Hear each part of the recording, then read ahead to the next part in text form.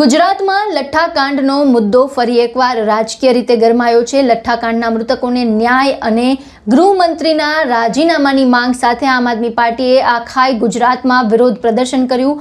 અમદાવાદથી લઈને અમરેલી, નર્મદાથી લઈને અરવલ્લી સહિત અનેક જિલ્લામાં આમ આદમી પાર્ટીના કાર્યકર્તાઓ છે તે રસ્તા પર ઉતર્યા અને સરકાર સામે સૂત્રોચ્ચાર કર્યા।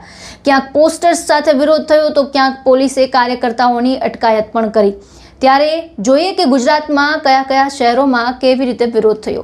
સૌથી પહેલા વાત કરીએ અમદાવાદની, તો અમદાવાદમાં આમ આદમી પાર્ટી દ્વારા વિરોધ પ્રદર્શનનો કાર્યક્રમ યોજાયો, જેમાં પ્રદેશ સંગઠન મંત્રી અને પ્રદેશ મુખ્ય પ્રવક્તા ડોક્ટર કરણ બારોટ સહિત મોટી સંખ્યામાં કાર્યકર્તાઓ જોડાયા હતા। કાર્યકર્તાઓએ સરકાર સામે નારેબાજી કરી હતી અને લઠ્ઠાકાંડના મૃતકોને ન્યાય આપવાની માંગ ઉઠાવી હતી। સાથે સાથે હર્ષ સંઘવીના રાજીનામાની પણ માંગ કરી હતી। શું કહ્યું હતું આ દરમિયાન કરણ બારોટે, સાંભળો।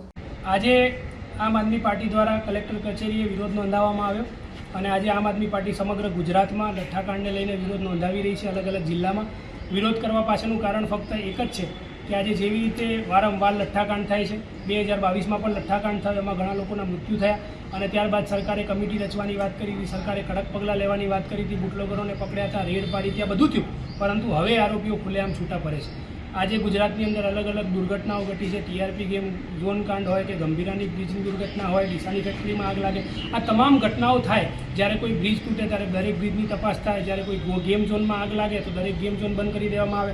હવે લઠ્ઠાકાંડ થયું એટલે દરેક અડ્ડા બંધ કરાવી દેવામાં આવે, પરંતુ રાબેતા મુજબ અમુક ટાઈમ પછી પાછા લઠ્ઠાકાંડના દારૂ જે છે એ ઝેરી મિશ્રિત ને ઝેરી દારૂ અલગ અલગ જગ્યાએ મળતો થઈ જ જવાનો છે અને સરકારને ખબર જ છે, પરંતુ સરકાર જે દારૂબંધી કડકમાં કડક લાગુ કરવી પડે એ સરકાર કરતી નથી। આજે ગુજરાતના અલગ અલગ રાજ્યો, જે સરહદી રાજ્યો છે, ત્યાંથી દારૂ ખુલ્લેઆમ વેચાય છે, ત્યાંના જે ગામડાઓ છે એમાં કરોડોમાં ઠેકા બોલાય છે ત્યાંની લીકર પોલિસીમાં, પરંતુ સરકાર એવું ઈચ્છતી નથી કે ગુજરાતમાં કડકમાં કડક દારૂબંધી લાગુ થાય। આજે ગુજરાતની અંદર પત્રકારો હોય કે સામાન્ય જનતા હોય, જ્યારે જનતા રેડ કરીને સરકારને બતાવે છે ત્યારે સરકાર એ વસ્તુને મામૂલી સમજે છે, સરકાર એ વસ્તુમાં કોઈ કડક પગલાં લેતી નથી। જ્યારે લઠ્ઠાકાંડ થાય ત્યારે જ સરકાર જાગે છે।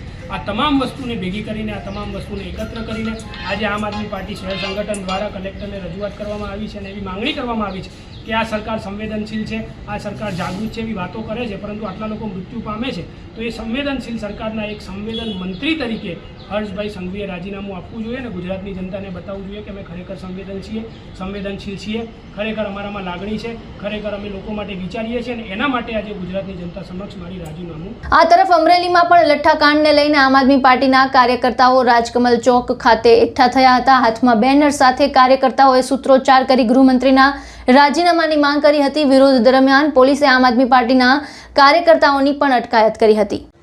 આજ રોજ ભાવનગરમાં જે વિદેશી દારૂ, ઇંગ્લિશ દારૂના કટ્ટા કૌભાંડ, ડુપ્લિકેટ દારૂના લઠ્ઠાકાંડ બાબતે ભાજપ સરકાર અને એના કહેવાતા ગૃહમંત્રી એવા હર્ષ સંઘવી, જે એણે પોતે સાબિત કર્યું છે ડ્રગ સંઘવીમાંથી તેણે ખાલી દારૂની બોટલો પ્રત્યેનો પ્રેમ કેટલો છે અને લઠ્ઠાકાંડમાં જે નિર્દોષ લોકો મર્યા એની નૈતિક જવાબદારી લઈને પોતે છેક રાજીનામું આપે અને ન આપે તો આમ આદમી પાર્ટી એના રાજીનામાની માગણી કરે છે કે રાજીનામું આપે અને મુખ્યમંત્રીને રજૂઆત કરી છે કે એમનું પદભ્રષ્ટ કરીને એની ઉપર કાર્યવાહી કરવામાં આવે। જ્યારે કોઈ વિરોધ પક્ષના નેતાઓ કે વિરોધ પક્ષના લોકો અથવા આમ જનતા એના હક માટેનો અવાજ ઉઠાવે ત્યારે પોતાની બાહુબલી દેખાડે છે, પણ જ્યારે તેની પાર્ટીના અથવા પોતાની નૈતિક જવાબદારી વિશે કોઈ સવાલ પૂછે તો ત્યારે મિયાઓની મીંદડી થઈ જાય છે। તો આ બની બેઠેલા ડ્રગ સંઘવીને અમારી માગણી છે કે પદ ભ્રષ્ટ કરવામાં આવે, એનું રાજીનામું લેવામાં આવે અને જે આ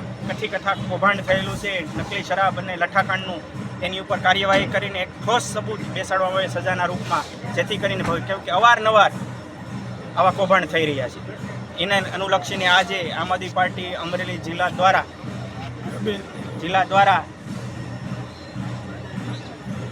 દ્વારા આ કાર્યક્રમ કરવામાં આવ્યો હતો વિરોધ પ્રદર્શનનો, જેના ભાગરૂપે પોલીસ ભાજપ સરકારનો હાથો બની અમને તમામ લોકોને ડિટેન કરેલા છે અને પકડીને પોલીસ સ્ટેશને લાવેલા છે। और संघ નર્મદાના રાજપીપળામાં કલેક્ટર કચેરી ખાતે નિરંજન વસાવાની આગેવાનીમાં વિરોધ પ્રદર્શન કરવામાં આવ્યું હતું. કાર્યકર્તાઓએ હાથમાં બેનર સાથે સરકાર વિરુદ્ધ સૂત્રોચ્ચાર કરી પોતાનો વિરોધ નોંધાવ્યો હતો. તો સાબરકાંઠા અને અરવલ્લીમાં પણ આમ આદમી પાર્ટીના કાર્યકર્તાઓએ પોસ્ટર્સ અને સૂત્રોચ્ચાર સાથે વિરોધ કર્યો હતો. સરકાર સામે નારેબાજી કરી લઠ્ઠાકાંડના જવાબદારો સામે કાર્યવાહી કરવાની માંગ કરવામાં આવી હતી. આ ઉપરાંત ચોટીલા, ગીર સોમનાથ, આણંદ, વલસાડ, મહેસાણા અને દાહોદ સહિતના વિસ્તારમાં પણ આમ આદમી પાર્ટીના કાર્યકર્તાઓએ વિરોધ પ્રદર્શન કર્યો હતો. એક બાજુ લઠ્ઠાકાંડના મુદ્દે રાજકીય ગરમાવો વધી રહ્યો છે, તો બીજી તરફ આમ આદમી પાર્ટી સરકાર પર સવાલ ઉઠાવી રહી છે. ગૃહમંત્રીના રાજીનામાની માંગ કરી રહી છે. રાજ્યના અનેક શહેરમાં થયેલા આ વિરોધને લઈને હવે સવાલ એ છે કે આમ આદમી પાર્ટીના આ આંદોલન બાદ સરકારનું વલણ છે તે શું રહે છે અને લઠ્ઠાકાંડના મૃતકોને ન્યાય આપવાની માંગને લઈને સરકાર કયા પગલાં ભરે છે તેના પર સૌ કોઈની નજર રહેશે. આ મુદ્દે આપના વિચાર અમને કમેન્ટ બોક્સમાં જણાવો અને તમામ ન્યૂઝ અપડેટ માટે અમારી સાથે જોડાયેલા રહો.